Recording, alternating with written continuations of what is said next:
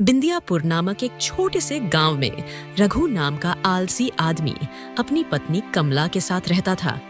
कमला हमेशा चिंता में रहती क्योंकि पूरी दुनिया में बस उसका ही पति था जो बहुत आलसी और लापरवाह था, जबकि कमला बहुत मेहनती और साफ दिल की थी।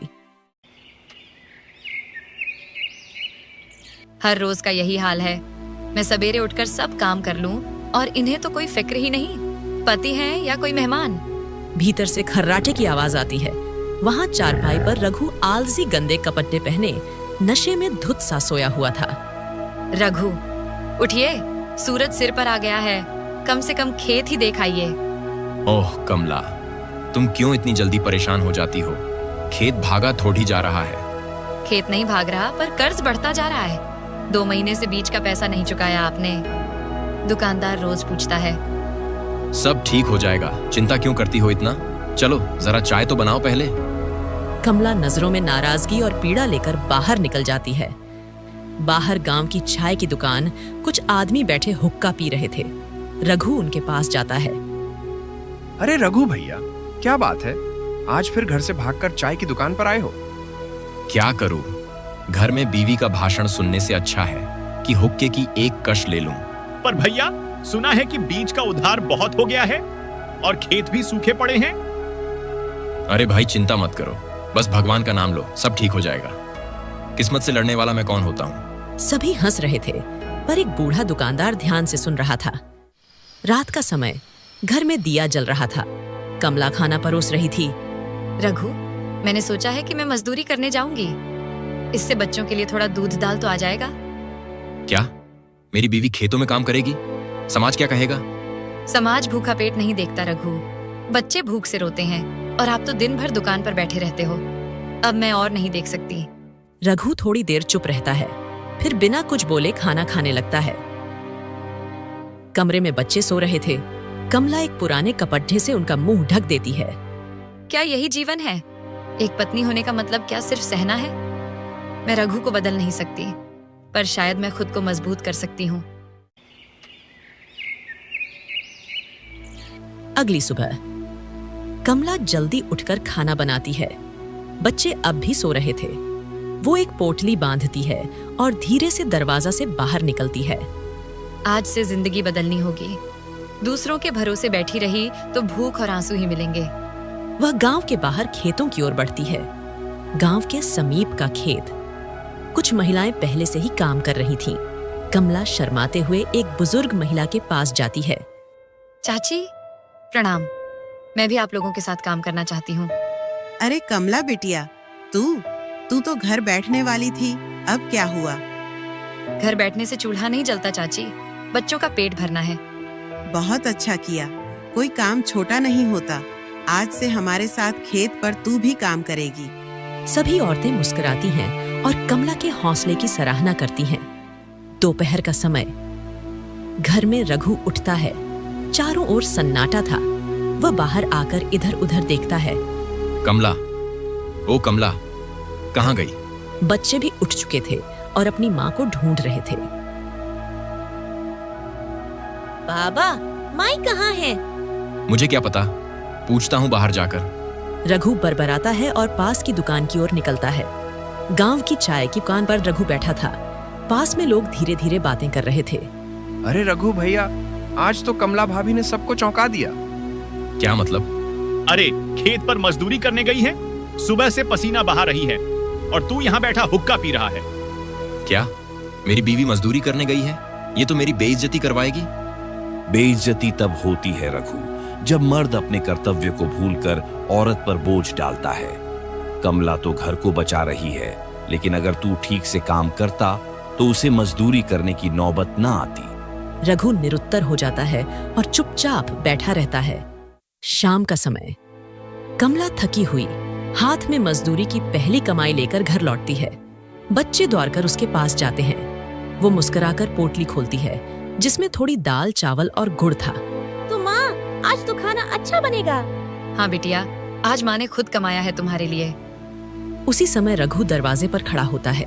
उसकी आंखों में गुस्सा होता है। वो चुपचाप सब देखता है। कमला, तो तू मजदूरी करने गई थी? अरे कितना कमा लाई, जरा हमें भी तो दिखा। मैंने तुम्हारा साथ देने के लिए शादी की थी रघु, बोझ बनने के लिए नहीं। अब भी वक्त है, कुछ बदल लो, हमारे लिए, बच्चों के लिए। रघु सिर झुकाकर खड़ा रहता है। रात का समय। कमला बच्चों को सुलाकर एक दीपक जलाती है और भगवान की मूर्ति के सामने बैठती है। हे भगवान, मेरी मेहनत रंग लाए और रघु को सद्बुद्धि मिले। अगली सुबह कमला घर का सारा काम करके खेत में मजदूरी करने चली जाती है। उधर रघु आराम से उठता है, फिर वह कुछ सोचकर अपने दोस्त मोहन से मिलने चला जाता है। दोनों मोहन की दुकान में बैठकर बात करने लगते हैं। अरे रघु भाई, हमारे उम्र के लगभग सभी लोग किसी ना किसी काम से गांव के बाहर गए हैं और एक हम हैं जो इसी गांव में खेती मजदूरी कर रहे हैं। अरे तू ऐसा क्यों सोचता है? अच्छा ही है ना, हम गांव में अपने परिवार के साथ रहते हैं और वैसे भी हमें कभी भी दूसरों की तुलना खुद से नहीं करनी चाहिए। वाह, तू तो बहुत बड़ी बड़ी बातें करने लगा है, लेकिन सुन, यह बड़ी बड़ी बातें करने से कुछ नहीं होगा। हम अब परिवार वाले हो गए हैं, हमें अब घर की जिम्मेदारी उठाना सीखना होगा और तू भी थोड़ा अपनी पत्नी का ख्याल रखा कर। अरे ठीक है, इतना ज्ञान मत दे, अभी मैं चलता हूँ, मुझे बहुत भूख लगी है। रघु यह बोल के चिड़चिड़े मन से घर को लौटता है। घर पहुंचकर वह खाना खाने लगता है। तभी उसकी बेटी उससे कहती है, पिताजी, आप क्या सिर्फ खाना खाने के बारे में ही सोचते हो? आपने एक बार भी माँ के बारे में सोचा है? देखो, वो कितनी मेहनत करती है और हमारे लिए खाने का इंतजाम करती है। आप एक पिता होते हुए भी घर खाली पड़े रहते हो। बेटी के मुंह से यह सब सुनकर रघु को खुद पर बहुत गुस्सा आता है। वह वहां से उठकर गांव के मंदिर की ओर चल देता है। जब वह मंदिर पहुंचता है तो वहां उसे मंदिर के पुजारी जी मिलते हैं। पुजारी जी ने रघु से कहते हैं, अरे रघु, तू यहाँ क्या कर रहा है? तू तो ज्यादा मंदिर ही नहीं आता, तो आज यहाँ कैसे? अरे पंडित जी, ऐसा कुछ नहीं है, मैं तो बस पूजा करने आया था। कुछ समय बाद शाम भी हो जाती है। रघु घर लौट आता है। उसकी पत्नी उसको देख तुरंत बोलती है, आ गए आप, चलो जल्दी से हाथ मुंह धो लो, मैं खाना लगा देती हूँ। रघु अपनी पत्नी के इस बर्ताव को देख थोड़ा हैरान हो गया। उसने मन ही मन सोचा, मैंने तो आज भी कुछ नहीं किया, पूरे दिन खाली ही घूमा हूँ, फिर भी कमला मेरे साथ इतना अच्छा व्यवहार कर रही है। मुझे तो लगा था कि कमला आज मुझसे बहुत गुस्सा होगी। रघु यही सब सोच के अपने परिवार के साथ रात का खाना खाता है। अगली सुबह रघु फिर से मोहन की दुकान पर जाता है। जब वह मोहन की दुकान पर पहुंचता है तो मोहन उससे पूछता है, अरे रघु भाई, तू सुबह ही आ गया, क्या हुआ? आज खेत का काम जल्दी खत्म हो गया क्या? अरे भाई, कैसी खेती, मेरी तो जमीन ही बंजर पड़ी हुई है, कौन करे इतनी मेहनत। जिंदगी हो तो तुम्हारी जैसी, दुकान में बैठे बैठे पैसे मिलते हैं। अरे भाई, तू हमेशा ऐसे ही क्यों सोचता है? देख, कोई भी काम छोटा या बड़ा नहीं होता, हमें उसे मेहनत करके आगे बढ़ाना होता है। वे दोनों बात कर ही रहे थे कि तभी वहां पर जगदीश नाम का एक जमींदार आता है। जमींदार रघु को देखकर उससे कहता है, अरे रघु, कहाँ इधर उधर भटक रहा है? मुझे अपने खेत के लिए कुछ मजदूरों की जरूरत है, तू भी आजा, अच्छे पैसे दूंगा। तभी रघु उससे कहता है, अरे सेठ जी, मैं यह मजदूरी वाले काम नहीं करता, आप किसी और को ढूंढ लो। रघु की ये बात सुनकर जमींदार वहां से चला जाता है। तभी मोहन उससे कहता है, अरे रघु, कुछ अपनी पत्नी की भी मदद कर लिया कर, ऐसे दिन भर मत घुमा कर भाई। अरे अब तू शुरू मत हो यार, सब लोग बस मुझे ही सुनाते रहते हैं। अरे तू गुस्सा क्यों कर रहा है? मैं तो तेरे ही भले के लिए कह रहा हूँ। अभी मेरे मन में एक विचार आया है, मैं सोच रहा हूँ कि तू भी मेरी तरह गांव में ही दुकान खोल ले। रघु थोड़ा हैरान होकर मोहन से पूछता है, यार, लेकिन मैं किस चीज की दुकान खोलूं और कहां पर खोलूं? रघु, तो तू एक काम कर, देख हमारा गांव कितना बड़ा है, तू मछली की दुकान खोल। हमारे गांव में कोई भी मछली की दुकान नहीं है, गांव के सब लोग बाजार जाकर ही मछली खरीदते हैं।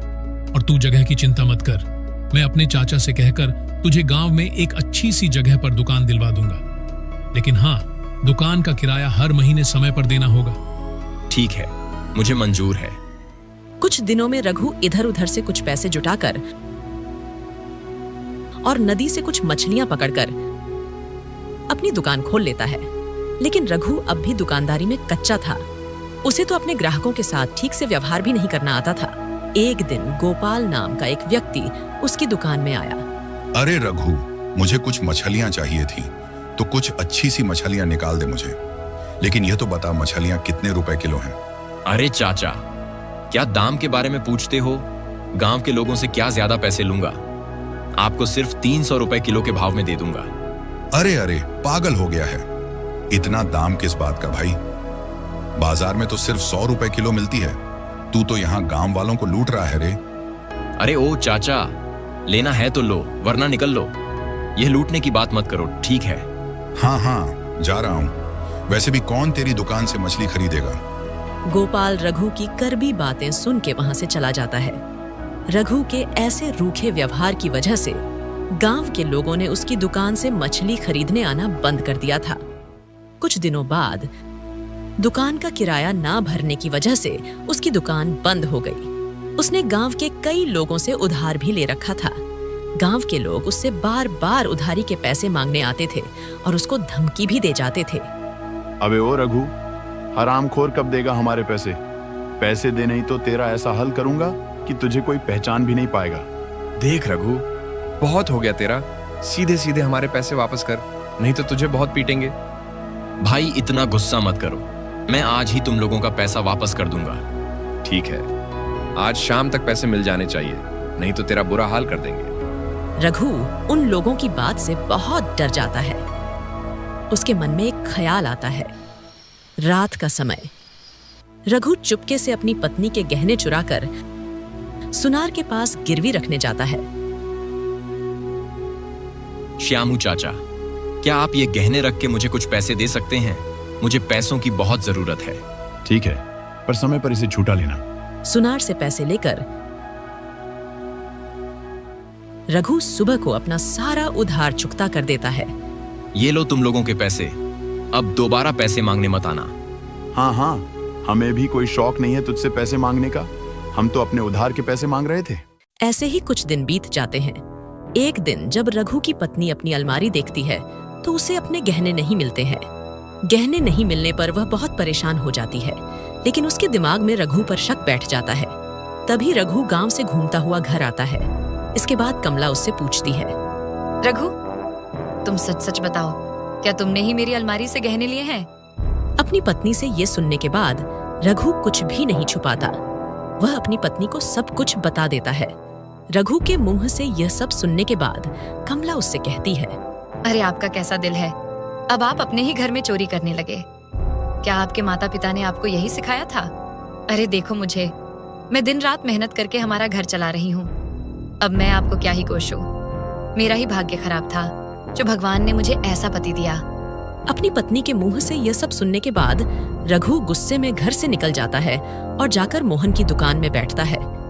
मोहन उसको देखकर उससे पूछता है, रघु, तू इतने गुस्से में क्यों है भाई? मत पूछ यार, मेरी जिंदगी तो नर्क बन गई है। मेरी पत्नी रोज रोज मेरे साथ झगड़ा करती है। आज तो मैंने उसे सब कुछ सच बताया, फिर भी उसने मुझे बहुत कुछ सुनाया। अरे हुआ क्या, वो तो बता पहले। इसके बाद रघु लोगों का उधार और गहनों की चोरी के बारे में सब कुछ बता देता है। मोहन, अब तू ही बता, मुसीबत के समय में वो गहने अगर मैंने इस्तेमाल कर लिए तो क्या गलत किया? रघु, तू पागल हो गया है क्या? कुछ भी बोले जा रहा है। अरे तेरी पत्नी तो तेरे भले के लिए ही बोलती है। तूने वह गहने लिए नहीं, बल्कि चुराए हैं, और चोरी करना अच्छी बात नहीं होती है। तू तो हमेशा मेरी पत्नी का ही पक्ष लेता है। तू मेरा दोस्त है या दुश्मन? देख रघु, तेरी वह बेचारी पत्नी ने तेरे लिए क्या क्या नहीं किया, लेकिन तू है कि अपनी पत्नी के बारे में ऐसी सोच रखता है। तू कितना बुरा पति है रे। तेरी पत्नी दूसरों के खेतों में काम करके तेरा परिवार पालती है, और अब तू उसकी मेहनत का यह सिला दे रहा है। मोहन की यह बात सुनने के बाद रघु को बहुत बुरा लगा। उसको अपनी पत्नी के साथ किए हुए बर्ताव का पछतावा होने लगा। सही बोल रहा है मोहन, मुझसे बहुत बड़ी गलती हो गई। मुझे पता चल गया है कि मेरी पत्नी मेरे परिवार के लिए कितनी बड़ी कुर्बानी दे रही है। धन्यवाद मोहन, तूने तो मेरी आंखें खोल। लेकिन अब मैं किस मुंह से अपनी पत्नी से माफी मांगूं? मैं तो माफी का भी हकदार नहीं हूं। अरे तू दुखी मत हो, वह तेरी पत्नी है और पत्नी अपने पति से ज्यादा दिन नाराज नहीं रहती। इसके बाद रघु घर की ओर चल देता है। घर पहुंचकर रघु अपनी पत्नी से अपनी गलती की माफी मांगता है। कमला, मुझे माफ कर दो, मैंने बहुत गलतियां की है। मैंने तुम्हें बहुत ठेस पहुंचाई है, लेकिन अब से तुम्हें कोई तकलीफ नहीं होने दूंगा। कोई बात नहीं, देर से ही सही, लेकिन तुम्हें समझ तो आई। देखो, मैं हमेशा हमारे बच्चों के भविष्य को लेकर चिंता करती हूँ, इसलिए आपको काम करने के लिए बोलती हूँ। चलो अब ठीक है, खाना खाओ और सो जाओ। सुबह का समय रघु पहली बार जल्दी उठता है। वह घर से बाहर निकलता है। कमला घर का सारा काम कर गांव की महिलाओं के साथ फिर खेत में काम करने जाती है। तभी अचानक पीछे से रघु की आवाज आती है। कमला, आप यहाँ? कमला, मैं अब तुम्हें अकेला नहीं छोड़ूंगा। आज से मैं भी तुम्हारे साथ काम करूंगा और आज से हम दूसरों के नहीं अपने खेत में काम करेंगे। अरे, क्या रघु सच में बदल गए? अगर हाँ तो चमत्कार नहीं, भगवान की कृपा है। इसके बाद रघु और कमला दोनों खेत में एक साथ काम करने लगते हैं। रघु पहली बार अपने खेत में मेहनत से काम करता है, लेकिन अब उसके चेहरे पर आत्मसंतोष है। कमला, अब समझ आया कि तुम रोज इतनी थक कर क्यों आती थी। ये मिट्टी सच में इंसान को झुका देती है, मगर मजबूत भी बना देती है। हाँ रघु, यही झुकना एक दिन अच्छी फसल बनकर उगेगा और हमारे बच्चों के भविष्य को संवारेगा। रात का समय रघु अपने परिवार एक साथ बैठकर खाना खा रहा था। बाबा, आप भी अब खेत में काम करते हो? हाँ बेटा, अब तुम्हारी माँ अकेली नहीं है। हाँ बेटा, अब घर में मेहनत की मिठास आएगी और कोई भूखा नहीं सोएगा। कमला, अगर तुमने हिम्मत नहीं की होती तो शायद मैं कभी नहीं बदलता। हाँ, लेकिन अगर तुमने मेरा साथ न दिया होता तो मैं भी कभी आगे नहीं बढ़ पाती। इसके बाद पूरा परिवार अब खुशी से रहने लगता है।